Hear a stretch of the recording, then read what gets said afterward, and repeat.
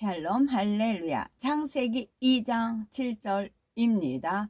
여호와 하나님이 땅의 흙으로 사람을 지으시고 생기를 그 코에 불어 넣으시니 사람이 생명이 되니라. 아멘. 창세기 강의 31번째 생명의 시입니다.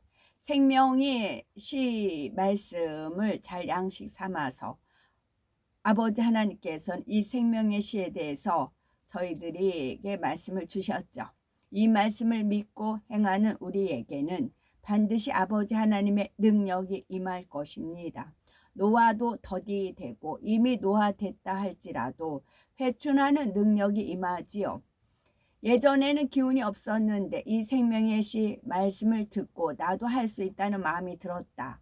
나도 그렇게 해야지 라고 명심했더니 위로부터 생기가 주어져서 이렇게 새 힘이 솟는다.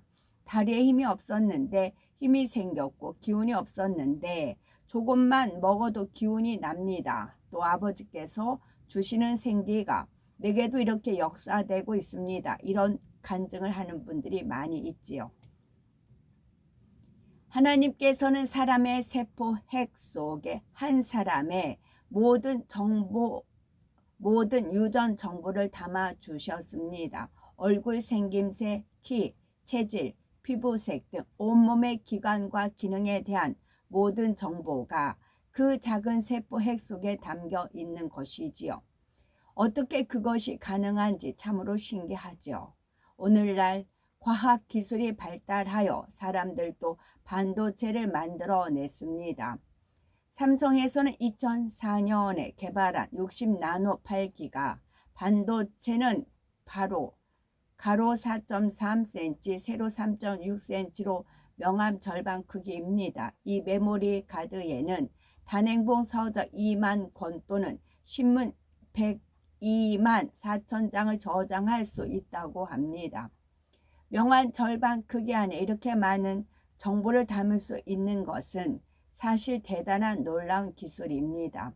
사람의 지혜와 능력으로도 이렇게 하는데 하물며 전지전능하신 하나님께서 무엇을 못하시겠습니까? 그러면 사람이 만든 반도체와 하나님께서 만드신 DNA 정보 저장 용량을 한번 비교해 보면 세포 핵의 직경은 약 5마이크로미터 즉 0.0005cm 정도입니다. 이렇게 작은 세포 핵 하나에 들어있는 DNA 유전 정보를 종이에 조금 옮겨 적는다면 약 30억 개의 글자를 가진 백과사전이 되지요. 만일 백과사전 한 권이 1000페이지라면 무려 백과사전 1000권에 해당하는 정보가 이 작은 세포 핵 속에 들어있는 것과 같습니다. 그것도 사람의 60조 개가 이상 되는 세포마다 똑같이 한 세트씩 들어있습니다. DNA가 들어있는 세포핵의 크기가 60나노8기가 반도체와 같아진다면 1000권에 약 1억 배 이상의 정보를 담을 수 있는 거지요. 즉 반도체에는 책 2만 권의 정보가 담기는데 그 크기의 세포핵에는 백과사전 1천억 권의 정보가 담길 수가 있는 것입니다. 반도체를 만들어낸 사람들의 지혜와 능력도 대단한데 DNA를 만드는 하나님의 지혜와 능력은 얼마나 더 대단한지를 알 수가 있지요. 하나님께서 사람의 몸의 중심이 되는 세포에 생명의 씨를 심어 주셨다 했습니다. 영안이 열려서 보게 되면 생명의 씨는 몸에서 기능적으로나 위치적으로나 중심부라 할 수 있는 심장에 있습니다. 심장에서 품어져 나온 피가 온몸으로 퍼지듯이 영의 기운도 심장 부분부터 온몸으로 퍼져나가서 온몸의 모든 세포를 조절하는 것입니다. 그래서 사람들은 본능적으로 마음이 심장 부위에 있다고 생각합니다. 또한 마음을 형상화할 때는 심장 모양인 하트로 표현하기도 하지요. 그리고 뇌는 죽어도 심장이 뛰면 살아있는 것으로 봅니다. 뇌사자라도 심장의 박동이 멈춰야만 죽은 것으로 판정을 내리는 것이지요. 몸의 중심이 되는 세포에 생명의 씨가 심겨졌다는 것을 영적으로 잘 이해해야 합니다. 몸의 중심부에 심겨진 생명의 씨는 바다에 떠있는 부표에 비유할 수가 있습니다. 부표는 선박에서 항로를 지시하거나 바닷속에 있는 위험물의 존재를 경고하기 위해서 설치되지요. 바다 밑에 땅과는 체인으로 연결되어 해류의 흐름이 어떻게 바뀌든 상관없이 늘 그 자리에 고정되어 있습니다. 생명의 씨가 몸의 중심이 되는 세포에 심겨졌다는 것도 이와 같지요. 사람 몸에서 유치적으로나 기능적으로 중심이 되는 부위인 심장의 한 세포에 생명의 씨가 심겨집니다. 그런데 부표 밑에 바닷물은 계속 바뀌는 것처럼 몸의 중심을 차지하는 세포도 계속 바뀔 수 있습니다. 그러나 바다에서 부표의 위치가 고정된 것처럼 생명의 씨도 항상 몸의 중심부에 고정되어 있고 그 중심부에 있는 세포와 겹쳐 있지요. 몸의 세포는 계속해서 생성과 소멸을 반복해도 생명의 씨는 고정된 위치에서 새로운 세포를 통해 온몸의 다른 세포들을 조절하는 것입니다. 비유를 더 들면 대통령이란 직분에는 한 나라를 통치할 수 있는 권세가 담겨 있지요. 그런데 대통령인 사람은 정해진 임기에 따라 바뀝니다. 이렇게 사람은 바뀌어도 대통령이라는 직분이 갖는 권세는 계속 이어지지요. 누구든지 대통령이 되면 대통령으로서 그 권세를 부릴 수가 있습니다. 생명의 씨와 몸의 중심부에 위치하는 세포의 관계도 이와 같은 것이지요. 세포는 바뀔 수 있어도 고정된 위치에 존재하는 생명의 씨는 새로운 세포를 통해 계속 역사합니다. 생명의 씨가 성령을 받아 깨어난 후에는 영적인 물과 빛을 공급받아야 영이 성장합니다. 영이 무럭무럭 성장해 나가다가 몸의 중심이 되는 세포액을 덮을 정도로 커지면 영의 차원에서 몸이 조절된다 하였지요. 영이 몸의 중심 세포핵을 덮는다는 것도 영적으로 잘 이해해야 합니다. 영의 크기는 육의 넓이 단위로 표현할 수가 없습니다. 더구나 세포핵의 직경은 우리가 눈으로 볼 수 없을 만큼 아주 작습니다. 그러면 영의 크기가 그 정도로 작은 것일까요? 영의 크기는 그보다 더 작아질 수도 있고 지구보다 커질 수도가 있습니다. 왜 영을 세포핵의 크기와 비교해서 설명하는 걸까요? 영이 몸을 조절할 수 있는 권한의 범위를 이해하기 쉽게 표현한 것입니다. 영이 성장하여 세포핵의 크기만큼 된다면 몸을 조절하는 육의 권한이 정지되어 몸은 더 이상 노화되지는 않는다 했습니다. 나아가 온 영이 되어 세포핵을 감싸고 남을 만큼 커지면서부터는 몸의 조절이 영의 차원에서 이루어진다 하였지요. 영의 차원에서 몸이 조절될 때 몸이 나타나는 현상은 첫째, 몸의 모든 기관의 기능이 정상으로 회복되고 유지됨으로써 몸의 컨디션이 항상 최상이 됩니다. 둘째는 질병 바이러스가 틈타지 못하며 무슨 독을 마셔도 해를 받지 않고 셋째는 노화되지 않으며 회춘할 수가 있습니다.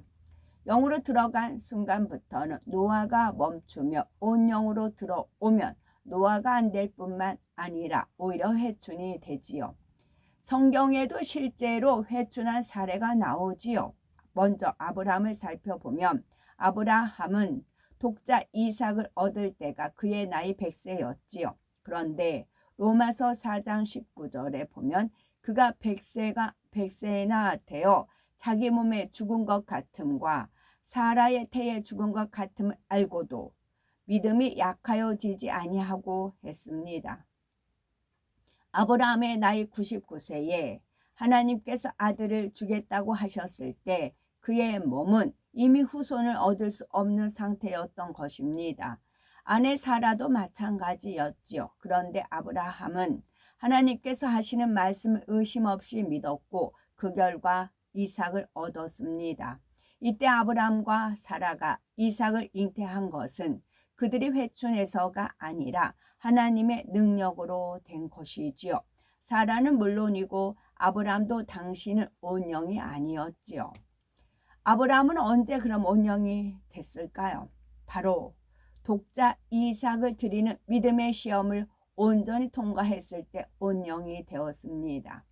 야고보서 2장 21에서 23절에 우리 조상 아브라함이 그 아들 이삭을 제단에 드릴 때에 행함으로 의롭다 하심을 받은 것이 아니냐. 네가 보거니와 믿음이 그와 행함과 함께 일하고 행함으로 믿음이 온전케 되었느니라.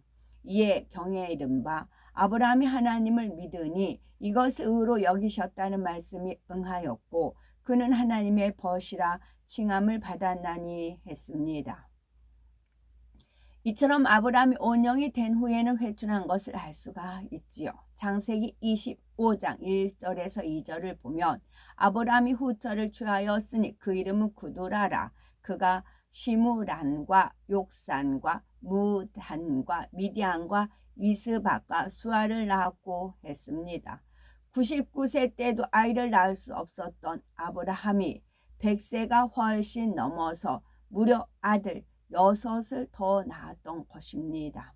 이 기록은 아내 사라가 127세 죽은 후에 그리고 이삭이 40세에 장가 든 후에 나오지요. 따라서 당시 아브라함은 최소한 140세가 넘었던 것을 알 수가 있습니다. 욥도 하나님께서 허락하신 시험을 통해서 자기의 근본의 악을 깨달아 버린 후에 영으로 들어갔지요. 욥은 워낙에 순전하고 정직하며 하나님을 경외하는 사람이었습니다. 그런데 근본의 악을 깨닫고 버렸으니 영에서 온영으로 신속하게 들어갈 수가 있었지요. 그러자 영육간의 모든 것이 회복되고 소유도 이전에 갑절이 되는 복을 받았습니다. 욥기 1장 3절에 연단 받기 전에 욥의 소유물 목록이 나오지요. 그 소유물은 양이 7천이요 약대가 3천이요 소가 500결이요 암 나귀가 500이며 종도 많이 있었으니 이 사람은 동방 사람 중에서 가장 큰 자라 했습니다. 욥기 42장 12절에 연단 이후에 욥의 소유물을 보니 여호와께서 욥의 모년에 복을 주사 전복보다 더하게 하시니 그가 양 1만 4천과 약대 6천과 소 1천 결의와 암나귀 1천을 두었고 했습니다. 양과 약대와 소와 암나귀의 수가 정확히 2배인 것을 알 수가 있지요. 이어지는 욥기 42장 13절에 또 아들 7과 딸 3을 낳았다 하였습니다. 그리고 14절에 세 딸의 이름이 나오고 15절에는 전국 중에 욥의 딸들처럼 아리따운 여자가 없었더라 하였지요. 욥이 연단을 받기 전에는 자녀들로 인해서 늘 염려하며 근심하였습니다. 그런데 연단을 받아 영으로 온영으로 들어간 후에 낳은 자녀들은 이처럼 욥의 기쁨이 되었던 것이지요. 더구나 욥은 이 자녀 10명을 모년에 곧 나이가 들어 늙어가는 시기에 낳았다 했습니다. 욥이 연단을 통과하여 영이 된 후 이어서 온영이 되었고 그 결과 회춘했음을 알 수가 있지요. 온영으로 들어가면 마음먹은 대로 몸을 조절할 수가 있습니다. 체중, 몸매 영으로 온영으로 들어오면은 영의 차원에서 몸이 조절이 되므로 나이와 상관없이 건강할 수가 있는 거고 요한 3서 1장 2절에 사랑하는 자여 네 영혼이 잘됨 같이 네가 범사에 잘되고 강건하기를 내가 간구하노라 하였지요. 영혼이 잘되면 몸의 조절이 영의 차원에서 이루어지니 강건해집니다. 또한 범사에 잘 되는 복도 따르지요. 가정 복음화도 쉽게 이루어집니다. 영으로 온 영으로 들어가시면 입술의 권세가 따르기 때문이지요. 욥처럼 물질의 축복도 받을 수 있고 심은 것에 30배, 60배, 100배를 거둘 수가 있고 이방 나라에서도 총리가 됐던 요셉과 다니엘처럼 영으로 온 영으로 들어간 사람은 세상에서도 인정받는 사람이 될 수가 있습니다. 세상의 지혜와는 비교가 안 되는 하늘의 지혜와 명철을 받기 때문이지요. 이 밖에도 영으로 온 영으로 들어오면 무엇이든지 믿음으로 구하는 것은 모두 응답받게 됩니다. 그래서 이 세상의 흐름이나 정세에 상관없이 복된 삶을 살 수가 있는 거지요.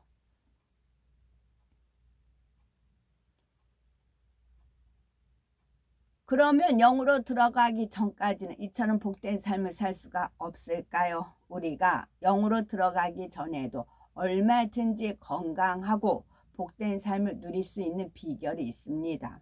우리는 이 귀한 말씀을 어찌하든 영으로 이해하려 하시고 믿음으로 받으시고 또한 아버지 하나님께서는 이 말씀이 참이다라고 보장하시는 약속도 있습니다.